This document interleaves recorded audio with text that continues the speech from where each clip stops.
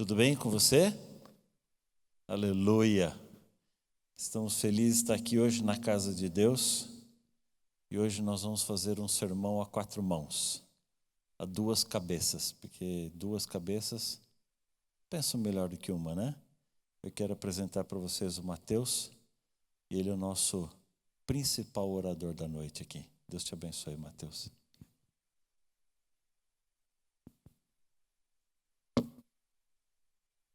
Bom, eu queria dar boa noite a todos que estão aqui, todos também que estão via internet. Queria dar uma boa noite. A nossa história, eu vou falar hoje sobre um homem que era muito malvado. Ele era criminoso, malfeitor, era ladrão, agressivo, e nós podemos acrescentar todos esses pecados em uma lista. A história dele não é muito grande e passa como um vislumbre numa história muito maior. Nós podemos encontrar a história nele se abrirmos a Bíblia em Lucas 23, do 26 a 43. Queria convidar a todos a abrirem a Bíblia em Lucas 23, versículo 26 a 43.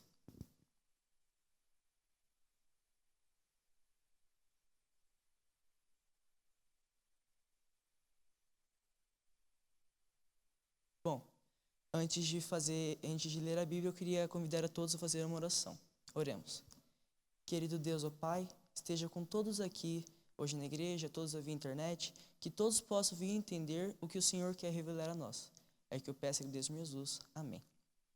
Bom, nós não vamos ler todos os versículos, vamos ler apenas algum, e vamos começar pelo 26 mesmo, Lucas 23, versículo 26. E como conduzissem, constrangendo um sirineu, chamado Simão, que vinha no campo, puseram-lhe a cruz sob os ombros, para que o levasse após Jesus. Agora vamos ler o 32 e o 33. E também eram levados outros 2, que eram malfeitores, para serem executados com ele. Quando chegaram ao lugar chamado Calvário, ali o crucificaram, bem como aos malfeitores, um à direita e um à esquerda. Versículo 39 e 43. A 43. Um dos malfeitores crucificados blasfemava contra ele, dizendo: Não és tu o Cristo? Salva-te de ti mesmo e a nós também.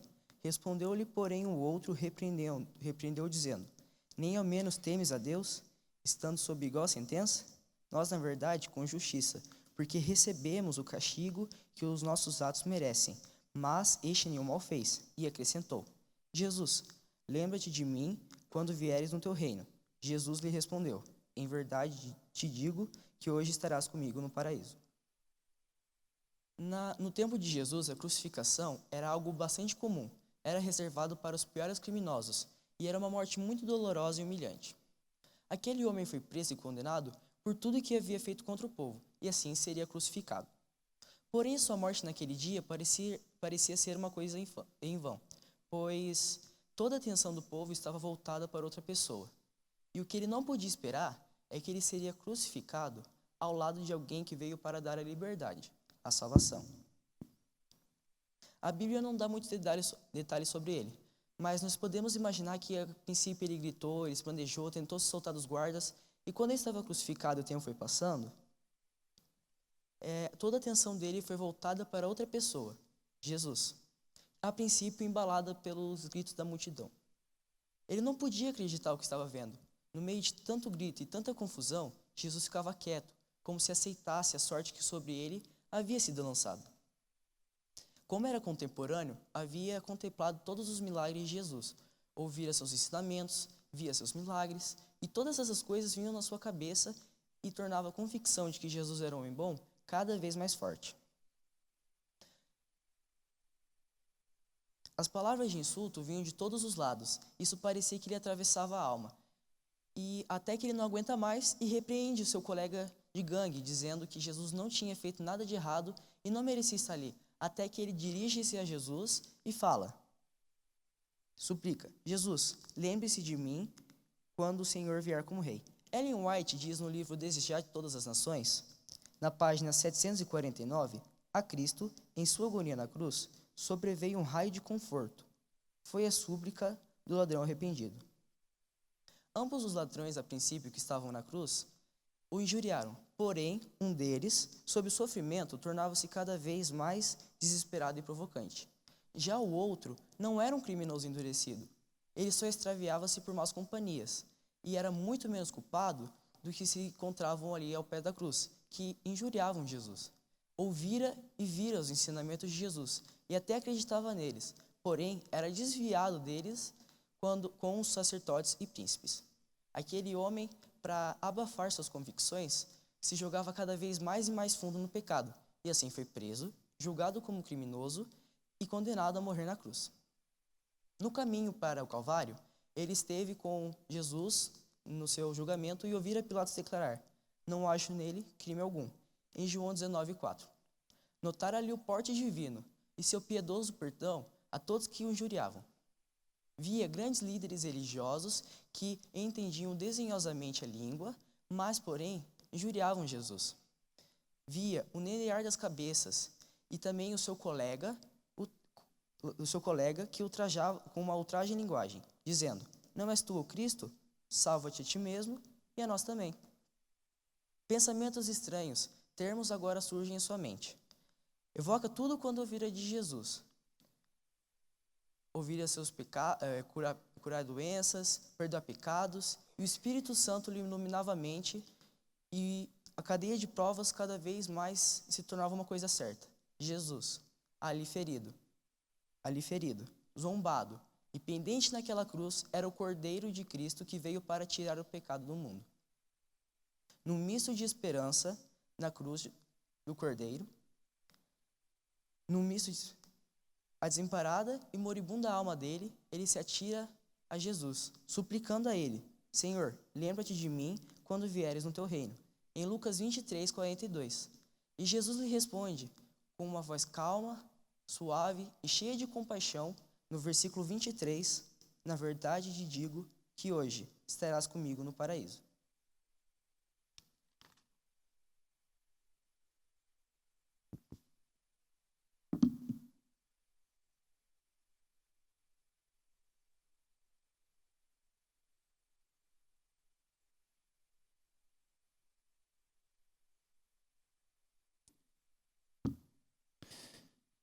Que bênção a gente ter os nossos filhos compartilhando conosco a palavra de Deus. Eu louvo a Deus por um programa como esse, que abre as portas para que a nossa garotada venha aqui à frente. Parece tão simples isso, né? Mas é um passo tão grande. E, Mateus, que Deus continue te abençoando, te usando, e que você continue sendo aí um bom pregador, um grande orador. E ouvindo Mateus falar sobre aquele homem, aquele ladrão arrependido na cruz, que teve todo o seu passado, toda a sua história perdoada, apagada, eu comecei a lembrar das últimas pessoas que encontraram Jesus naqueles últimos dias. Eu não sei quantas vezes você já pensou e já meditou sobre isso. Eu quero voltar ao texto onde o Mateus nos deixou aqui, Lucas capítulo 23. E logo no começo do capítulo, a Bíblia nos diz o primeiro encontro que Jesus teve ali, dos encontros marcantes das últimas 24 horas da vida de Jesus. Lucas capítulo 23, no verso 1, ele diz assim: levantando-se toda a assembleia, levaram Jesus a Pilatos. Por que Jesus foi conduzido a Pilatos? Você lembra um pouco da história? Por que Jesus foi conduzido a Pilatos? Por que Jesus foi levado a Pilatos? O que é que os líderes judeus queriam fazer com Jesus? Eles queriam matar Jesus. E por que eles queriam matar Jesus? Porque Jesus vendia uma religião verdadeira. Jesus vendia uma religião gratuita. Eles vendiam uma religião que custava muito caro. A religião, ela envolvia um ritual e um cerimonial que custava caro. O ritual, o cerimonial foi instituído por Deus, mas não a ganância, não aquela coisa do extorquir o dinheiro das pessoas. O cordeiro para o sacrifício, ele precisava ser aprovado pelo sacerdote. E aí eles tinham os cordeirinhos marcados ali que já eram pré-aprovados. E qualquer outro cordeiro que a pessoa trazia era rejeitado. E aí aquele tinha que ser comprado no templo, e o que era comprado no templo custava 4, 5 vezes mais caro do que qualquer outro que era comprado fora do templo. Mas ele era caro porque ele já era pré-aprovado pelo sacerdote. E geralmente eram os cordeiros que as pessoas traziam e eram rejeitados, que eles levavam, deixavam ali para serem vendidos. E aí, para comprar aquele cordeiro que custava tão caro, ele também não podia comprar com a moeda local, ele tinha que usar uma moeda própria do templo. Então ele tinha que ir para a casa de câmbio e trocar com os cambistas. E na hora que ele ia trocar com o cambista, o dinheiro dele caía pela metade. Então, assim, o cordeiro custava 8, 10, 12 vezes mais caro ali no templo. E o pior ainda, os sacerdotes incentivavam o povo a pecar. Porque quanto mais o povo pecasse, mais dinheiro gastava no templo. E mais ricos eles ficavam. E Jesus veio para mostrar o amor de Deus, Jesus veio para atender as pessoas. Só os ricos tinham acesso ao templo. Só os ricos tinham dinheiro para comprar salvação. E Jesus falou, não, isso é um dom gratuito de Deus, a salvação é grátis, é de graça. E Jesus começou a curar as pessoas, Jesus começou a perdoar os pecados. E os sacerdotes começaram a ficar incomodados, eles queriam acabar com Jesus. Mas eles não podiam matar Jesus. Eles podiam prender Jesus. E foi isso que eles fizeram no Getsêmani, não foi isso que eles fizeram? Eles prenderam Jesus. Mas eles não podiam matar. Então eles levaram Jesus a Pilatos. Era o feriado da Páscoa. Pilatos estava em casa, em pleno feriado, e chega aquela turba, aquela multidão, logo cedinho assim, o sacerdote, o sumo sacerdote, os principais políticos ali, acusando e dizendo, olha, nós pegamos esse homem falando contra César. Qualquer coisa assim, que pudesse condenar. E a Bíblia diz que Pilatos levou Jesus para ele olhou para Jesus e não viu nada. Imagina, Jesus não havia nada em Jesus que despertasse desconfiança. As histórias que ele ouvia de Jesus eram muito boas. Todas elas eram boas. E aí Pilatos levou Jesus para sua sala e entrevistou Jesus ali na sala. E aí ninguém sabe o que ele conversou na sala, mas quando ele saiu, ele olhou para os sacerdotes e falou assim, olha, eu não sei o que vocês viram de errado nele, mas eu não consigo achar nada de errado, nem para castigar ou para prender, muito menos para condenar à morte. Mas como eu devo favores políticos para vocês, eu vou mandar dar uma surra nele e a gente libera. E quando Jesus falou que ia libertar, ou quando Pilatos falou que ia libertar Jesus, os sacerdotes olharam para ele e disseram assim, nós vamos levar o caso para César. Nós vamos levar o caso para o imperador. Nós trouxemos um homem aqui que quer ser rei. Ele diz que ele é rei.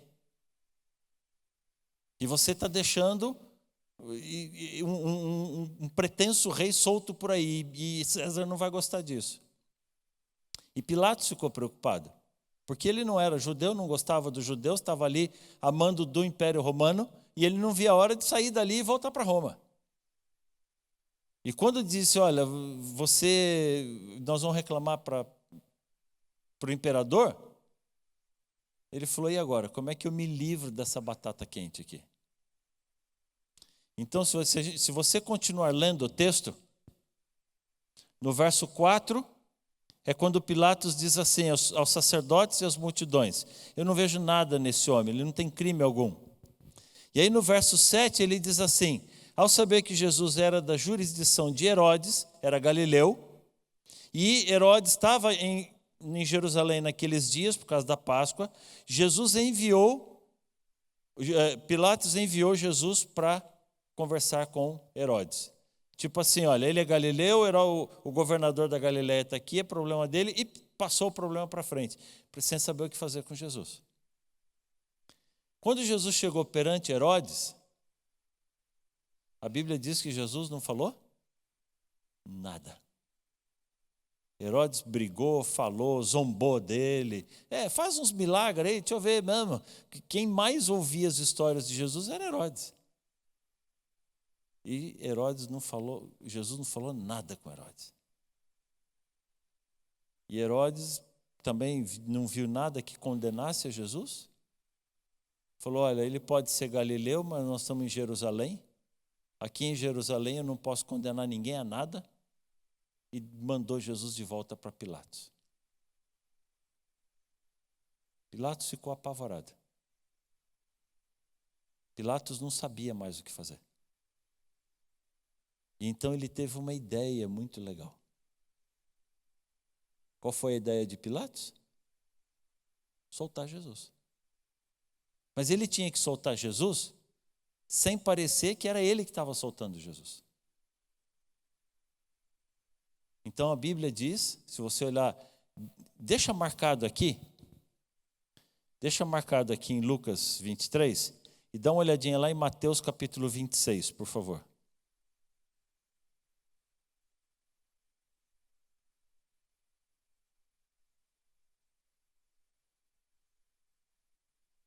Mateus capítulo 26.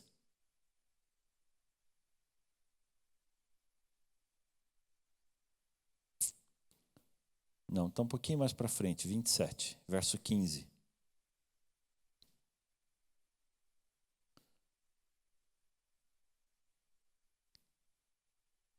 Mateus 27, 15 diz assim, ora, por ocasião da festa, costumava o governador fazer o quê? Soltar um preso. Todo ano, na Páscoa, para se fazer de bonzinho com os judeus, o Pilatos pegava um preso e soltava.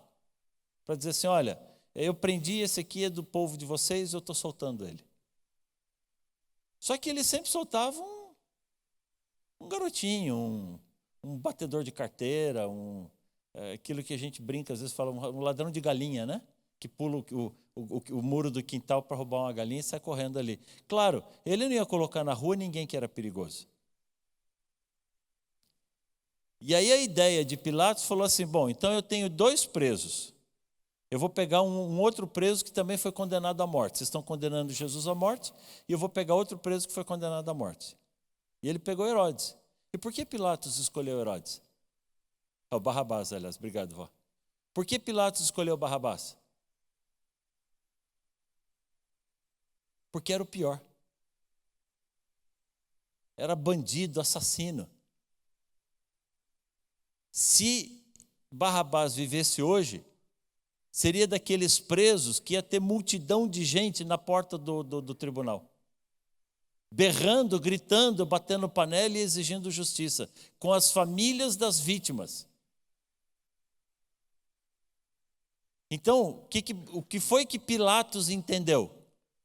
Eu vou oferecer para soltar Barrabás, que é barra pesada, ninguém quer esse cara na rua, o povo todo está doido para ver ele morto mesmo, e vou oferecer para soltar Jesus. Quem que vocês acham que a multidão vai escolher? Jesus, com certeza. E aí Pilatos vai olhar, eu podia olhar para os sacerdotes e falar, olha, eu até ia mandar matar, mas a multidão mandou soltar. Não era um plano brilhante? O problema é que a gente não sabe quando está lidando com o poder do mal.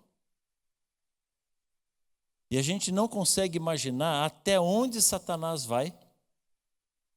é capaz de ir. E foi então que Pilatos levou Jesus para o seu terceiro encontro, que foi justamente com a multidão.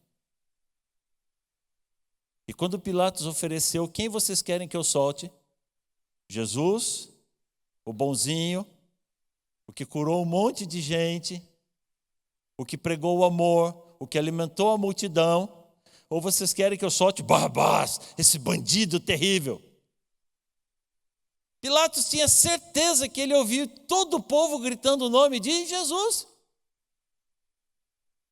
Mas enquanto Pilatos articulava aquilo, os sacerdotes se articularam primeiro.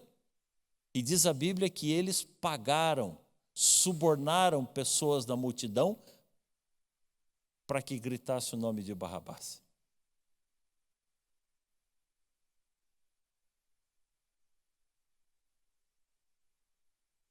Pilatos ficou apavorado. Soltar Barrabás?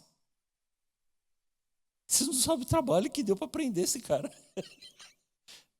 Vocês não sabem o trabalho que deu para julgar ele. Solta Barrabás! Foi ele que ofereceu. E ele não entendeu mais nada. E olhou e falou, e o Jesus bonzinho, o que eu faço com ele? O que a multidão gritou? Crucifica.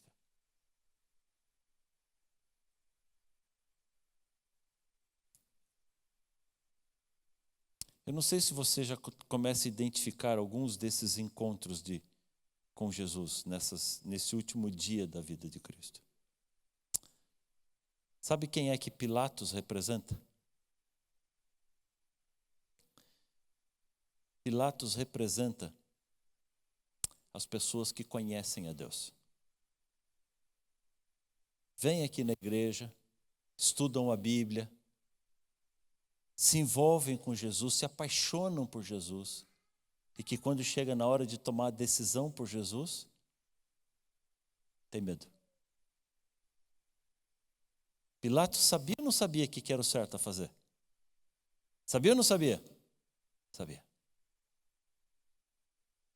E para não ficar dúvida, Deus ainda deu um sonho para a esposa dele. E a esposa procurou Pilatos desesperado e falou, Pilatos, por favor, pelo amor de tudo que você tem na vida, não se meta com a morte desse homem. Pilatos viu bondade, Pilatos viu verdade, Pilatos viu amor e salvação em Cristo. Mas ele não conseguia imaginar a ideia de perder seu posto político, de renunciar à sua carreira política. E por medo de renúncias que ele precisava fazer, ele abandonou tudo aquilo que ele queria. Jogou a culpa em cima dos sacerdotes, jogou a culpa em cima da multidão, pediu água para lavar as suas mãos, mas nunca mais se livrou do peso da sua consciência de ter cometido uma atrocidade daquele tamanho. A Bíblia não fala mais de Pilatos. Há alguns livros históricos, a tradição diz que Pilatos perdeu o juízo. Ele ficou fissurado por lavar a mão. Ele carregava aquele trauma com tanto peso que toda a água que ele via, ele queria lavar a mão. E uma vez, andando em cima de um precipício, ele viu o riacho lá embaixo e teria se atirado de lá de cima para lavar sua mão, e esse teria sido o fim dele. Ninguém sabe se isso é verdade.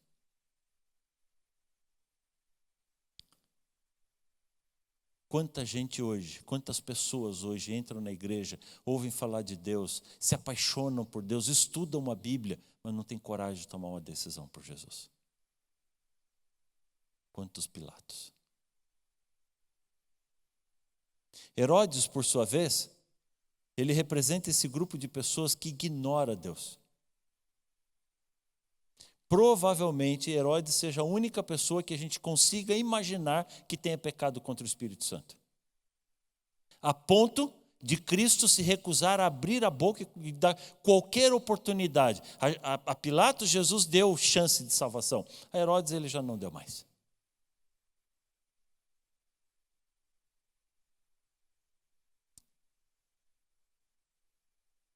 Herodes representa esse grupo de pessoas que anda de um lado para o outro, que são convidados e rasgam os convites para vir à igreja. Não querem ouvir falar de Deus. Deus não tem ódio dessas pessoas, mas não há o que fazer por eles. Eles se colocam fora do alcance da graça salvadora. E a multidão representa a multidão. Essa multidão de pessoas que anda de um lado para o outro e que são convidados para vir à igreja, têm vontade de conhecer a Deus, mas têm medo de serem zombados pelos amigos. A gente vai ter um programa musical, distribui 5.000 convites. Quantas pessoas vêm? Entendeu? Só que, se a gente parar para pensar, a multidão não gritou para soltar Barrabás. Quem foi que gritou? Quem foi que gritou? Não, também não foi Satanás. Ele trabalhou no coração das pessoas. Mas quem gritou? Solte Barrabás. Os subornados. Os sacerdotes não conseguiram subornar milhares de pessoas, centenas de pessoas. Eles subornaram alguns poucos. Eles espalharam os agentes dele no meio da multidão. Quando Pilatos perguntou, quem vocês querem que eu solte? A multidão gritaria por Cristo. Mas antes que a multidão gritasse, os subornados, os parceiros dos sacerdotes gritaram alto, Barrabás! E a multidão calou.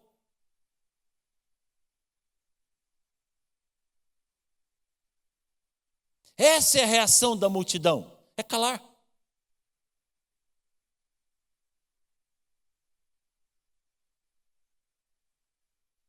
Então você vê as verdades de Deus tão claras na Bíblia, mas a grande maioria se cala diante de tudo isso. Por comodismo, por receio. O que é que vão falar de mim se eu pisar numa igreja? O que é que vão falar de mim se souber que eu estou estudando a Bíblia? O que é que vão falar de mim se eu chegar pedindo sábado na empresa? O que é que vão falar de mim se eu disser na faculdade que eu acredito em Deus e não aceito a evolução? Você entende? A multidão segue calada. Um grupo pequeno de pessoas que abandona Deus e segue porque esses são barulhentos.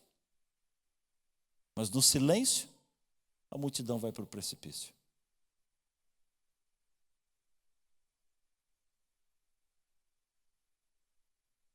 O quarto encontro de Jesus está aqui mesmo, em Mateus capítulo 27. No verso 3, a Bíblia diz assim, então Judas, o que o traiu, vendo que Jesus fora condenado, tocado de remorso, devolveu as 30 moedas de prata aos principais sacerdotes e anciãos, dizendo, pequei, traindo sangue inocente. E eles responderam, isso não importa nada para a gente, isso é com você. Verso 5, então Judas, atirando no santuário as moedas de prata, retirou-se dali e foi?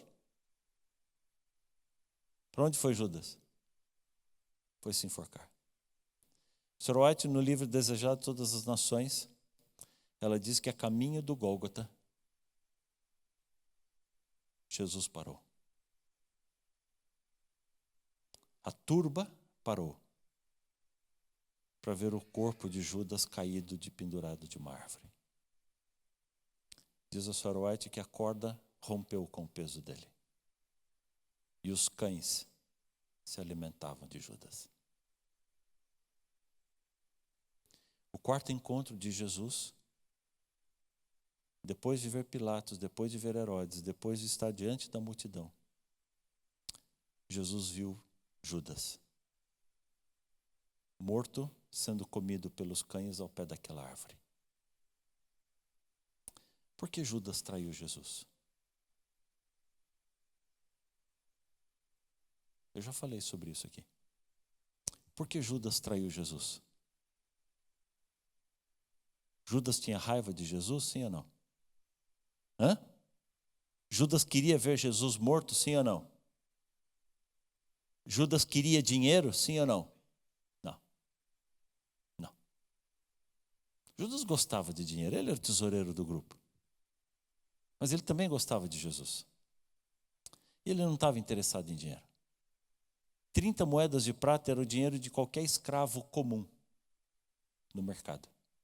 Jesus, para o sacerdote, Jesus valia muito mais. Judas podia ter pedido ciclos de ouro e os sacerdotes teriam pago. Sabe por que Judas traiu Jesus? Por amor. Por amor a Jesus. Mas por não compreender o plano de Deus. Judas, assim como os outros discípulos, e assim como todos os judeus, imaginavam que o reino de Cristo seria onde? Aqui. Não era assim que pensavam todos os discípulos? Jesus estava indo para a ceia, para o último momento deles, e eles ainda disputavam quem ia sentar à direita e à esquerda junto do trono de Cristo, quando ele destruísse os romanos e estabelecesse o seu trono ali entre os judeus. Judas também pensava nisso. Assim como os outros discípulos, Judas via em Jesus o rei ideal. Quando eles tiveram fome, Jesus alimentou toda a multidão. Quando Jesus foi atacado antes da hora, ele vazou um pouquinho da sua glória e sozinho afugentou todo o exército. Quando eles precisavam pagar imposto e não tinha dinheiro para pagar o imposto, Jesus mandou abrir o peixe e tirar a moeda de dentro do peixe. Você já pensou num rei que dá comida, dá segurança e dá dinheiro para o povo? Jesus era o rei ideal. Mais ainda, Judas viu a maneira como Jesus foi recebido em Jerusalém no domingo, quando eles chegaram ali. A multidão toda gritando e aclamando Jesus como rei e gritando glórias e hosanas a Jesus. Judas só não conseguia entender, afinal de contas, por que Cristo não se declarava rei logo de uma vez por todas. E então Judas resolveu ajudar. Você já tentou ajudar Deus alguma vez? Toda vez que você achar que Deus está demorando, você precisa dar uma mãozinha para Deus, vai enfiar o pé na jaca. Vai quebrar a cara. Toda vez que você não entender o plano de Deus e tentar resolver da sua própria maneira, vai se arrebentar. Judas não conseguia entender o plano de Cristo e ele resolveu o ajudar. E Jesus falou assim para ele: Judas, você não vai ajudar. Lembra lá na ceia? Alguém vai me trair, Judas, alguém vai me trair. Não sei com quem que eu estou falando, Judas. E Judas assim.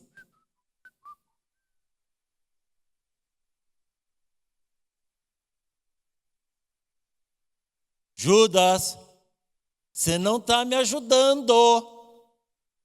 Não faz isso que você vai fazer. E Judas assim, eu vou, porque eu vou ajudar. Eu sou o melhor deles, ninguém tem coragem de fazer, mas eu vou, porque eu tenho certeza que a hora que eu levar aquele bandido daquele sumo sacerdote, Cristo vai ficar tão indignado com aquilo, que vai destruir logo eles, vai destruir Romano, vai destruir toda essa porcaria aqui, e ainda vai me dar um prêmio de gratidão. Então, quando Judas trouxe os soldados e entregou Jesus, ele tinha certeza que Jesus ia acabar com todos aqueles soldados. E ainda fez um joinha para Pedro quando cortou a orelha de cima. Cima? Como é que era o nome do soldado lá? Malcolm, obrigado.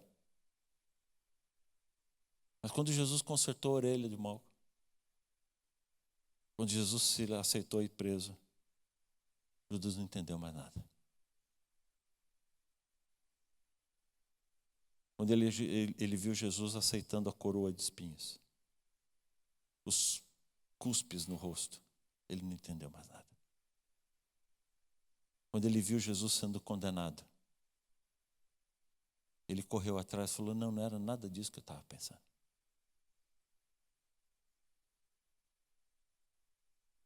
E ele entendeu que ele não ia conseguir viver com aquele remorso. E de novo, tentou resolver sozinho. Sabe quem é que Judas representa? Não. Eu queria que fosse Lucas. Judas representa um monte de gente que está aqui dentro da igreja, que entregou a vida para Jesus, que guarda a lei de Deus,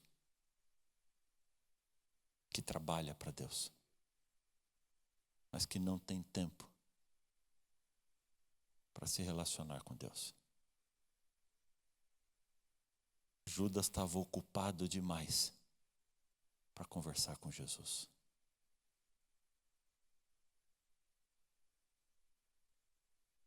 Judas estava envolvido demais na obra de Cristo e não tinha tempo para Cristo. Judas estava envolvido demais na obra de Deus e não tinha tempo para Deus. Judas trabalhava tanto para Jesus que ele não tinha tempo de ouvir os sermões de Jesus, ouvir as lições de Jesus.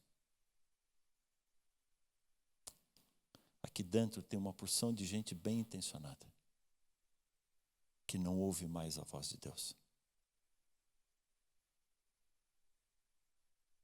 que lê a Bíblia só para buscar os argumentos que provam aquilo que ele já quer saber. Eles não querem mais ouvir o que Deus está falando. E de vez em quando a gente vê esses movimentos dentro da igreja, de gente que já não crê mais no Espírito Santo, de gente que prega coisas diferentes, de gente que começa a tirar gente da igreja, porque não querem mais. A Bíblia pode falar o que quiser, o Espírito de Profecia pode falar o que quiser. A pessoa já está com decisões tomadas no coração. Por mais que Deus olhe para a pessoa e fale, não é esse o caminho, não adianta. As decisões já estão tomadas.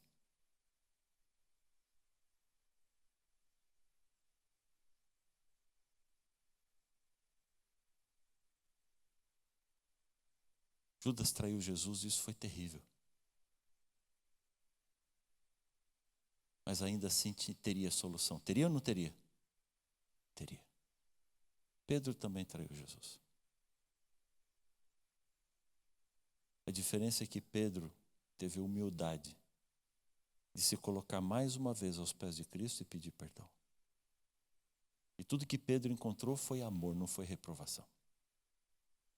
Foi salvação. E a vida de Pedro foi transformada. Judas era orgulhoso demais para isso. Orgulhoso para reconhecer que estava errado. Orgulhoso para pedir perdão.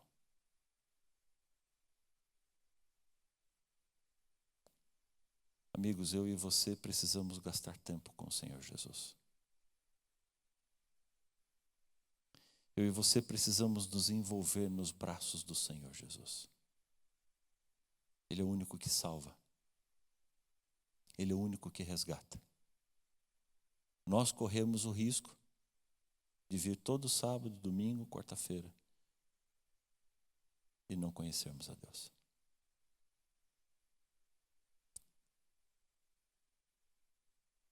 Por isso, o quinto encontro foi o que Mateus pregou. O homem mais simples, o homem mais desprezado, o homem mais rejeitado, é o que hoje, de todos eles, nos dá a maior lição.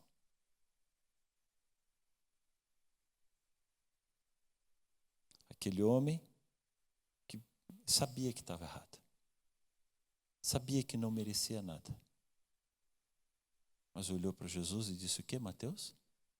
Senhor, lembra-te de mim quando entrares no teu reino. Esse foi o homem que ouviu de Jesus a certeza da vida eterna, a certeza da salvação. Que hoje eu e você possamos nos desmanchar aos pés de Jesus. Que hoje eu e você possamos nos derreter nos braços do Senhor Jesus. Entendemos que sozinhos somos muito frágeis, somos muito falhos. Mas, Luca, quando Jesus entra na vida da gente, quando Jesus toma conta do coração da gente, quando nós escancaramos a alma para Jesus, Ele nos transforma. Não importa quanto tempo a gente tem ao lado dele. Aquele ladrão não tinha mais tempo. Eu e você temos uma vida para amar e servir a Jesus. Que Deus nos abençoe a estarmos cada dia mais nas mãos do Senhor. Servirmos ao Senhor, amarmos, nos relacionarmos com Ele, gastarmos tempo com Ele.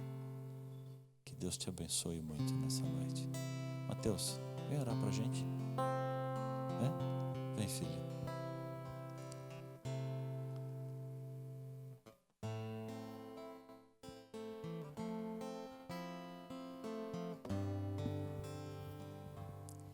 Querido Deus, ó Pai, muito obrigado, Senhor, por esse culto. Obrigado por nós podermos aprender mais de Ti. Esteja conosco neste resto de semana, neste feriado, e que a gente possa sempre nos atirar em Seus braços. É que eu peço em Deus de Jesus. Amém.